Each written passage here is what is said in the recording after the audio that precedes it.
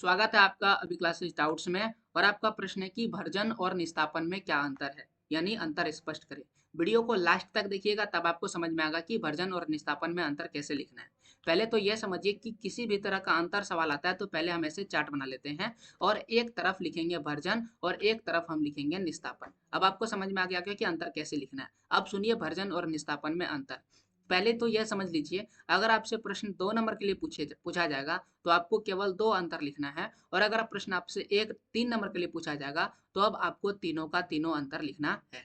Okay, तो जिस तरह का सवाल रहेगा वैसा ही आपको अंतर लिखना है। चलिए पहले भर्जन के बारे में पढ़ते हैं। यह सल्फाइड अयस्क के लिए प्रयुक्त होता है। और अगर मैं निस्तापन की बात करूं तो यह ऑक्साइड एवं कार्बोनेट अयस्क के लिए प्रयुक्त होता है। अब दूसरा अंतर सुनिए।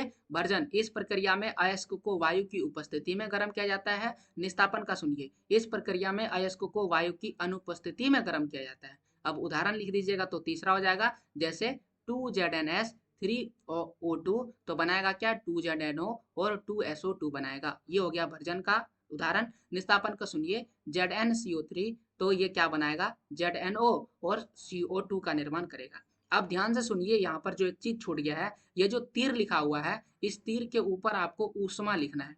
ओके ना, इस तीर के ऊपर आपको क्या लिखना है, ऊष्मा। या तो आप ऊष्मा लिखिएगा या तो आप लिखिएगा तापन, तो मैं कर तापन तापन। क्या लिखिएगा, तो मैं कर तापन तापन। दोनों में से कोई एक लिखना है, दोनों मत लिख दीजिएगा। क्यों, क्योंकि हम इसे गर्म कर रहे हैं, इसलिए यहाँ पर आपको लिखना ही पड़ेगा। उम्मीद है आपको समझ में आ गया होगा कि कैसे परीक्षा में इस सवाल का जवाब लिखना है। ऐसे और सवालों के जवाब जो आपको है डिस्क्रिप्शन में मिल जाएगा, चैप्टर बाय चैप्टर कॉपी में लिखिए और अपनी बोर्ड परीक्षा की तैयारी कीजिए। पूरा वीडियो देखने के लिए आपका बहुत बहुत धन्यवाद।